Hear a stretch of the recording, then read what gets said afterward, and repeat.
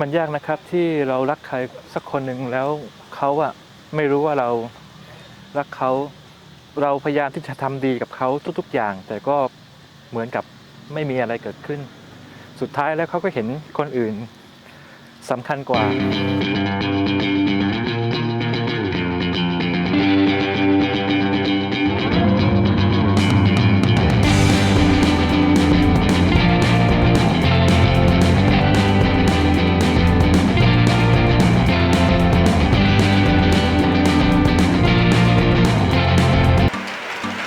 สวัสดีครับเพื่อนๆพี่ๆน้องๆทุกคนนะครับวันนี้ก็กลับมาพบกับผมอีกแล้วแต่ว่ากลับมาในลักษณะของงานวิดีโอนะครับแต่วันนี้ผมไม่ได้ที่จะมาสอนเทคนิคเกี่ยวกับการถ่ายทำวิดีโอแต่ว่าวันนี้ผมจะมาชำแหละงานชิ้นหนึ่งของผมนะครับซึ่งเป็นงานเกี่ยวกับวิดีโอนะครับเป็นการกำกับมิวสิกวิดีโอเพลงที่ชื่อว่าน้อยใจนะครับของศิลปิน C Candy แล้วก็เป็นนักแต่งเพลงด้วยนะครับลักษณะการทำงานก็1วันเต็มๆนะครับเป็นวันหยุดสุดสัปดาห์พอดีและที่ผมมาถ่ายเบื้องหลังที่สนามกีฬาก็เพราะว่าเหตุการณ์ในมิวสิกวิดีโอนั้นเกิดขึ้นที่นี่นะครับเรื่องราวคร่าวๆนะครับเนื้อหาก็จะประมาณว่ามีผู้ชายคนหนึ่งเขาน้อยใจเพื่อนผู้หญิงที่เขาแอบชอบอยู่แต่เพื่อนผู้หญิงก็ไม่รู้หรอกครับว่าเพื่อนผู้ชายผมจะเรียกว่าพระเอกแล้วกันพระเอกแอบหลงรักนางเอกอยู่แต่นางเอกไม่รู้ว่าพระเอกหลงรักพระเอกเลยเกิดความน้อยใจเพราะว่ามีตัวแปรอีกตัวแปรหนึ่งก็คือมีพระรองนะครับเข้ามาเกี่ยวข้องด้วยเรื่องราวก็อกหักรักคุดในซีนนี้นะครับผมจะเริ่มต้นด้วยให้พระเอกแล้วก็นางเอกนั้นได้ยืนคู่กันแล้วก็นางเอกมองหน้าพระเอกว่าเกิดอะไรขึ้นแบบงงๆสำหรับซีนที่สนามสุรกุลนะครับก็มีอยู่ซีนหนึ่งที่ผมได้ออกแบบให้พระเอกและก็นางเอกนั่งอยู่ที่อัศจรรย์นะครับแล้วก็นั่งเล่นกันแหละครับแต่บังเอิญนางเอกนั้นได้เห็นพระรองวิ่งมาพอดีก็เลยเชียร์ออกหน้าออกตาไปหน่อยเลยทำให้พระเอกน้อยใจนะครับแล้วก็ยังมีอีกซีนหนึ่งนะครับที่มีลักษณะคล้ายๆกันกับวันนี้คือฝนตกวันนั้นฝนตกเหมือนกันผมเลยให้พระเอกกับนางเอกซึ่งเป็นตัวแสดงนะครับไปหลบฝนอยู่ที่อาคารหนึ่งจังหวะนั้นนะครับเวลาก็น้อยลงไปทุกทีตอนนั้นผมคิดจะทำยังไงดีนะที่จะให้เหตุการณ์ตอนนี้ผ่านไปได้ด้วยดีผมก็เลยนึกซีนหนึ่งขึ้นมาซีนนั้นผมอยากจะให้มันบีบหัวใจของคนที่ชมวิดีโอชมมิวสิกวิดีโอนี้เป็นซีนที่พระเอกและนางเอกหลังจากที่นั่งอยู่ที่อัศจรรย์แล้วฝนตกพอดีเขาทั้งสองคนก็มาหลบฝนอยู่ที่อาคารหนึ่งในจังหวะนั้นนะครับก็มีพระรองเดินมาแล้วก็ยื่นกระดาษให้กับนางเอกจังหวะนี้ถ้าเกิดใครอยู่ในโมเมนต์นั้นใครอยู่ในอารมณ์ที่แอบรักใครนะครับจะรู้ดีเลยว่ามันเจ็บปวดมากแค่ไหนกับการที่ต้องเห็นอะไรที่มันบาดตาบาดใจแต่ต้องเก็บเขาไว้ในใจมันเป็นอะไรที่แบบว่าน้อยใจมากๆนะครับพระรองนะครับยื่นกระดาษมาให้นางเอกเปิดอ่านปุ๊บเป็นแฟนกันไหมโอ้โหพระเอกนี้ได้แต่เก็บความรู้สึกไว้ในใจแต่ก็ทำเป็นเหมือนไม่มีอะไรเกิดขึ้นยากนะครับมันยากนะครับที่เรารักใครสักคนหนึ่งแล้วเขาอะไม่รู้ว่าเรารักเขาเราพยายามที่จะทำดีกับเขาทุกๆอย่างแต่ก็เหมือนกับไม่มีอะไรเกิดขึ้นสุดท้ายแล้วเขาก็เห็นคนอื่นสำคัญกว่าแต่เราต้องรับรู้ว่าเขากำลังชอบใครคนหนึ่งแต่เราไม่กล้าบอกมันอาจจะเป็นเรื่องของการขาดประสบการณ์ก็ได้นะครับว่าในช่วงของตอนเด็กๆนั้นเราอาจจะมีความกลัวไม่เหมือนตอนที่เราโตเป็นผู้ใหญ่แล้วเราชอบใครเราก็สามารถที่จะบอกได้เลยว่าเราชอบเขามากแค่ไหนก็อยากจะสร้างอนาคตกับเขาอะไรประมาณนี้นะครับสิ่งที่ท้าทายในการทำมิวสิกวิดีโอนั้นก็คือการที่จะต้องตีโจทย์ว่าเพลงนี้ต้องการจะสื่อถึงอะไรเศร้าดีใจหัวเราะเสียใจ หรือแบบภาคภูมิใจการค้นหาชีวิตอะไรประมาณนั้น แต่แล้วสิ่งที่ต้องทำการบ้านมานี่ก็คือการตีโจทย์ถ่ายทอดอารมณ์ต้องใช้ศาสตร์และศิลป์ใช้องค์ประกอบต่างๆนะครับแต่เดี๋ยวเราจะไปถึงจุดที่เราถ่ายพระเอกกับนางเอกนั่งดูเหนื่อยเหมือนกันนะเนี่ย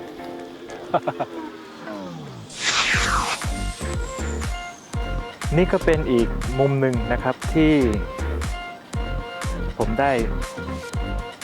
ออกแบบให้พระเอกและนางเอกนั้นมานั่งเพราะว่าผมมีความรู้สึกว่าการที่เราได้เห็นมุมนั้นเป็นการบ่งบอกด้วยว่าเหตุการณ์เกิดขึ้นที่ไหนนะครับแล้วก็ในการทำงานในสถานที่จริงนะครับซึ่งบางครั้งเราอาจจะมาเซอร์เวย์ก่อนหรือไม่ได้เซอร์เวย์ก่อนแต่อย่างน้อยเราต้องรู้ก่อนนะครับว่ากายภาพของสถานที่ที่เราจะไปนั้นหน้าตาเป็นยังไงนะครับอย่างเช่นสนามกีฬาใช่ไหมครับสนามกีฬาก็จะเป็นลักษณะของวงรีทีนี้เราลองจินตนาการดูนะครับถ้าเกิดเราสามารถจินตนาการได้ว่ามุมนี้ถ้าเกิดเราไปนั่งตรงนั้นเราไปนั่งตรงนู้นหรือไปนั่งตรงนี้นะครับภาพที่ออกมาจะเป็นยังไงเราจะลดทอนเวลาในการที่จะต้องเดินไปถึงจุดนั้นแล้วก็มองแต่ถ้าเกิดเรามีลักษณะมีทักษะในการมองภาพแล้วก็จินตนาการไม่ว่าจะเป็นรู้ลักษณะคาแรคเตอร์ของเลนส์ในเลนส์50มิลเลนส์100มิลครับ200มิลผลลัพธ์ที่ออกมาจะเป็นยังไงนะครับอะไรประมาณนั้นมันทำให้เราเซฟเวลาในการทำงานได้เยอะขึ้นดังนั้นจุดนี้เป็นจุดที่ผมเลยตัดสินใจถ่ายซีนนี้นั่นเอง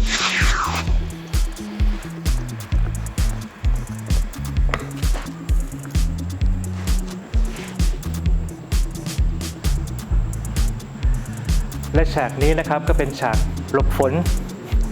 ถ้าเกิดในคลิปวิดีโอผมอยากจะใช้คำว่าฉากหลบฝนในตำนานดีกว่านะครับเพราะว่ามันเป็นอะไรที่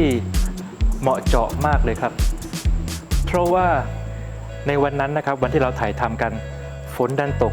นะครับลงมาหนักมากเหมือนวันนี้เลยเหมือนตอนนี้เลยตอนนั้นผมคิดว่าเราจะแก้ปัญหายังไงดีที่จะให้เหตุการณ์นี้ผ่านไปได้โดยที่เราไม่ต้อง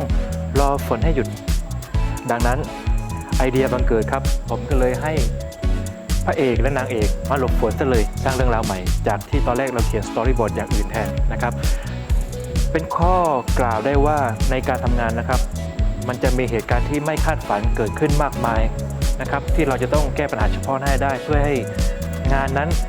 ดำเนินต่อไปได้ผมก็เลยทำการแก้บทนิดหน่อยเพื่อที่จะให้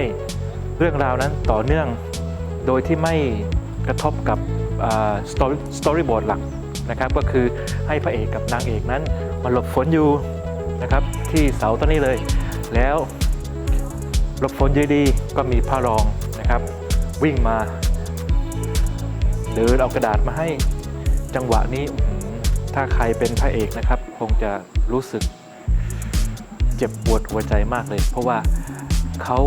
เป็นคนที่ใกล้ชิดกับนางเอกมากที่สุดแต่เขาต้องรับรู้ในสิ่งที่เขาไม่อยากจะรู้คิดดูแล้วกัน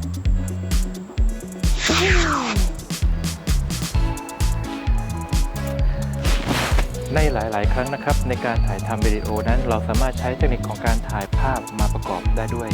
อย่างเช่นฉากหลังที่มีจุดนำสายตาชี้มาที่ตัว subject นั่นเองนะครับเราก็ใช้เทคนิคนี้โดยการใช้เลนส์ที่มีรับแสงกว้างๆเลยฉากนี้เป็นฉากที่นางเอกก็แอบชอบนะพระรองอยู่แล้วเขาก็เอาน้ำอะไรมาให้ส่วนพระเอกคงจะเห็นอะไรครับแต่ก็คงเก็บไว้ในใจความอั้นตันใจนะครับท้าโถมเข้าไปทุกวันจนอยากจะบอกความในใจออกมาเขาก็กลับไปนึกถึงเรื่องเก่าๆว่าเราดีขนาดนี้ก็พูดยากนะครับเพราะว่าถ้าเราจะรักใครสักคนหนึ่งใช่ไหมครับเราต้องบอกเขาไปเลยให้เขาได้รู้ว่าเราคิดอย่างกับเขาคิดแบบพี่ชายน้องชายอยากเป็นแฟนอะไรก็ว่ากันไปใช่ไหมครับแล้วฝนก็ตกลงมาอย่างที่เห็นกันแหละครับในวันทำงานจริงๆนะครับเป็นอะไรที่ อาจจะดูแบบยุ่งแล้วก็มั่วมากนะครับยิ่งถ้าเกิดเรามีบุคลากรหรือว่ามีผู้ช่วยน้อยด้วยนะครับการที่เราวางแผนล่วงหน้าก่อนนั้นก็เป็นสิ่งที่สำคัญอย่างยิ่งส่วนเล็กๆน้อยๆนั้นเราสามารถที่จะแก้ปัญหาในหน้างานได้นะครับโดยการพลิกแพลงอย่างเช่นในซีนที่ผมได้บอกกับเพื่อนๆว่า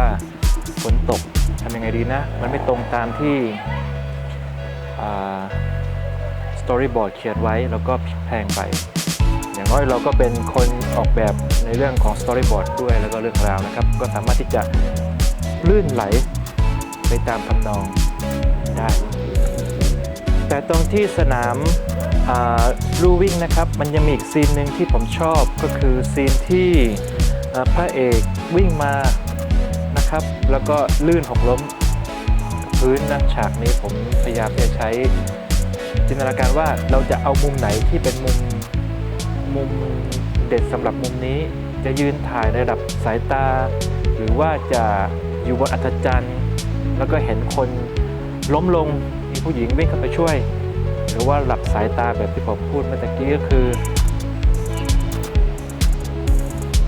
ผู้ชายวิ่งมาแล้วก็ล้มตรงหน้าผู้หญิงมาแต่มุมนี้ผมอยากจะให้เห็นในเรื่องของลู่วิ่งข้อหนึ่งนะครับแล้วก็อัศจรรย์แล้วก็ผู้หญิงที่วิ่งมาแล้วก็ตัวเอกผมว่าพระเอกเป็นตัวเอกที่สำคัญดังนั้นผมจึงให้ความสำคัญกับลักษณะของเชฟตัวพระเอกก็คือผมใช้ลักษณะของมุมกล้องแบบ NR view ก็คือมุมเสยนั่นเองทีนี้เราใช้เลนส์มุมกว้างกับมุมเสยผลลัพธ์ที่ได้มาก็คือเราสามารถเก็บบรรยากาศได้หมดเลยครับแล้วก็เป็นฉากที่ผมประทับใจฉากหนึ่งอีกหนึ่งเรื่องนะครับที่ผมอยากจะแนะนำนะครับก็คือลักษณะในการทำงานที่ดีนะครับเราควรที่จะจินตนาการไปถึงตอนที่มันเสร็จแล้วนะครับยกตัวอย่างเช่นเราจินตนาการเผื่อช่างตัดต่อจินตนาการเผื่อการวางอาร์ตเวิร์กจินตนาการเผื่อการทำงานต่างๆนะครับแล้วทุกอย่างมันจะคลี่คลายมาได้ดูดีเหมือนเรามีคอนเซปต์อยู่แล้วใช่ไหมครับว่าจะทำอะไรเราคิดไปเลยจากนั้นไอเดียต่างๆมุมมองการแก้ปัญหาช่องหน้ามันจะตามเข้ามาเองส่วนซีนถัดไปนะครับเดี๋ยวผมจะพาเพื่อนๆตามรอยไปอีกสถานที่หนึ่งนะครับเป็นซีนที่แบบกระชากใจคือซีนตอนจบซีนไคลแม็กซ์ที่ทุกอย่างจะเคลียร์ก็ผมถ่ายทำที่ถนนถลางนะครับเป็นแหล่งท่องเที่ยวที่มีชื่อในตัวเมืองภูเก็ตฉากที่ถนนถลางนะครับเป็นฉากที่พระเอกทนเก็บความรู้สึกในใจไว้ไม่ไหวแล้วนางเอกก็โทรมาหาพระเอกพอดีจากนั้นทั้งสองคนก็มาเคลียร์กันแต่สิ่งที่ไม่คาดฝันเกิดขึ้นก็คือพระเอกจะบอกรักนางเอกแต่นางเอกก็จะบอกเรื่องราวกับพระเอกเหมือนกันแต่เหตุการณ์จะเป็นยังไงนะครับเดี๋ยวเราไปตามดูเจอกันอีกแล้วครับเพื่อนๆตอนนี้ผมก็พาทุกคนนะครับพาเพื่อนๆมาที่ถนนถลางเป็นอีกหนึ่งโลเคชั่นนะครับที่ผมได้ทำการถ่ายทำฉากจบของ MV น้อยใจนะครับรักสามเศร้าเราสามคนเป็นฉากที่พระเอกพระรองนางเอกได้มาเคลียร์ปัญหาหัวใจกันว่าตกลงแล้วพระเอกหรือพระรองใครจะเป็นคนที่ได้ใจของนางเอกไปแต่สุดท้ายนะครับตามบทเลยครับน้อยใจก็คือพระเอกก็ต้องน้อยใจใช่ไหมฮะดังนั้นพระเอกก็ต้องแห้วนะครับฉากนี้ก็เป็นฉากที่บีบน้ำตาแต่ผมต้องยอมรับนะครับว่า3ท่านนั้นนะครับมีความเป็นมืออาชีพมากเพราะว่าเขาสามารถที่จะถ่ายทอดความรู้สึกออกมาได้แล้วก็ในเวลาที่กระชั้นชิดด้วยนะครับก็แบบนี้นั่นแหละแบบนั้นแหละใช่ซึ่งตอนนั้นก็ดึกมากแล้วแต่ทุกคนก็ยังสู้นะครับเพื่อที่อยากจะให้ผลงานออกมาดีแต่แน่นอนครับมันก็ต้องมีอุปสรรคบ้างใช่ไหมฮะอุปสรรคในวันนั้นก็คือรถ นะครับที่วิ่งผ่านไปผ่านมาและผมอยากจะให้ตัวแสดงนะครับอยู่ตรงกลางถนนดังนั้นจึงต้องมีการย้ายเข้าแล้วก็ย้ายออกย้ายเข้าแล้วก็ย้ายออก3 2 1 action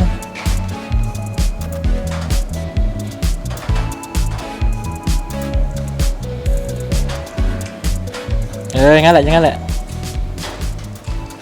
รถกำลังมา คัดก็สนุกดีครับแล้วก็เหนื่อยด้วยแต่ก็มันดีสุดท้ายผลลัพธ์ออกมาก็น่าพอใจตั้งแต่ต้นจนจบรายการนะครับมันก็ถือเห็นว่าการทำงานโปรดักชันนั้นมันไม่ได้ง่ายเลยนะครับเพราะว่ามันต้องใช้เวลาใช้พลังงานและก็ใช้กำลังใจด้วยนะครับเริ่มต้นตั้งแต่การคุยงานกับ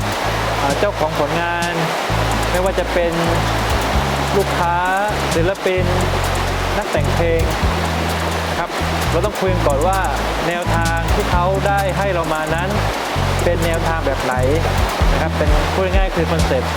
ไม่ว่าจะเป็นงานในโทนเศร้าเสียใจอกหักรักคุดเห็นไหมครับ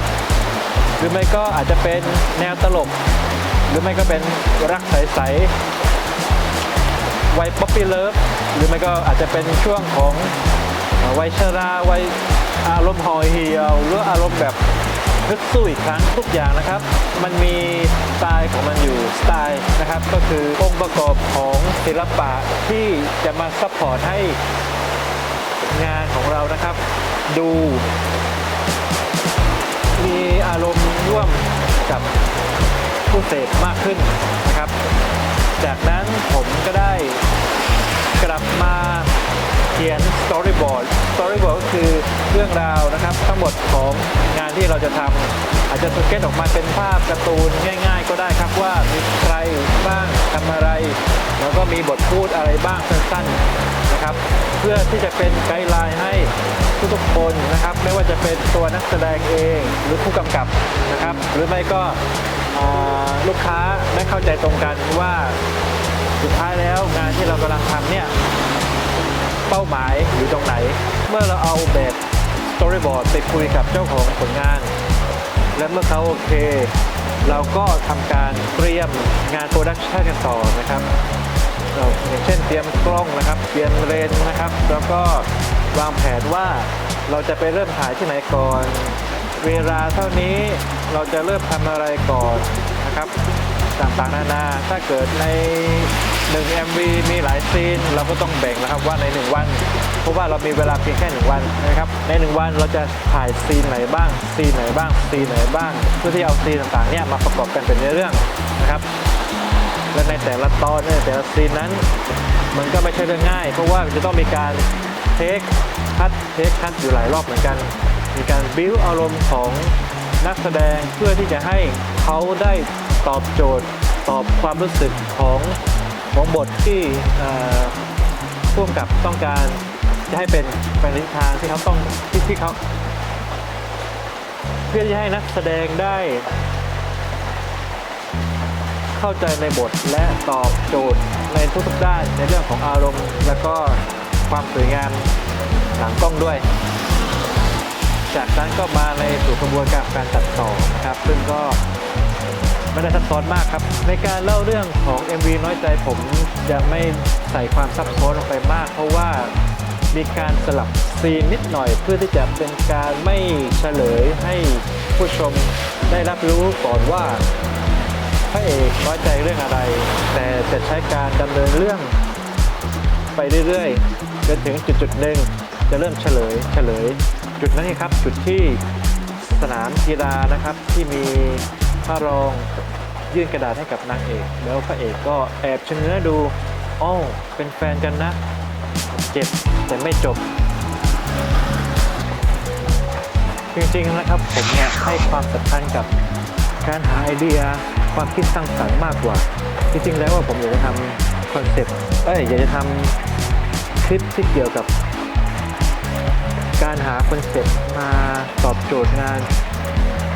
ว่ามีวิธีการฝึกฝนยังไงให้เราสามารถตอบโจทย์งานได้เร็วแล้วก็สามารถทำงานได้ครบวงจรก็อาจจะทำในคลิปต่อไปได้นะครับไม่มีปัญหาจะลองดูไปเรื่อยๆนะครับลองผิดลองถูก เพราะว่าบางครั้งถ้าเกิดผมรอให้ทุกอย่างพร้อมซะก่อนแล้วค่อยมาทำมันอาจจะไม่ทันเพราะว่าเวลามันผ่านไปเร็วมากเลยช่วงนี้ปัจจุบันนี้เวลาผ่านไปเร็วมากซึ่งถ้าเกิดรอให้เราเก่งถึงสุดๆเป็นเทพไปก่อนมันก็ไม่ได้มันต้องลองผิดลองถูกแล้วก็เนี่ยถ่ายคลิปไปเรื่อยๆแล้วก็กลับมาย้อนดูการพัฒนาอย่างน้อยนะครับ มันก็ต้องดีขึ้นทุกครั้งที่เราได้ทำผมเชื่ออย่างนั้นนะครับแล้วก็สุดท้ายในวันนี้นะครับถ้าเพื่อนๆนะครับชอบคลิปที่ผมทำชอบคอนเทนต์ในวันนี้ที่ผมทำนะครับก็อยากให้ฝากติดตามกดกระดิ่งกดไลค์กด Subscribe ต่างๆนานานะครับเพื่อที่จะเป็นกำลังใจให้ผมนะครับได้ทำงานทางด้านนี้ต่อไปนะครับเพราะว่าการทำงานเกี่ยวกับศิลปะเกี่ยวกับโปรดักชันนี้กำลังใจเป็นสิ่งสำคัญนะครับเพราะว่าเราทำเพื่อให้ทุกคนได้เสพนะครับเดี๋ยวจะผลิตผลงานดีๆออกมาสำหรับวันนี้สวัสดีครับ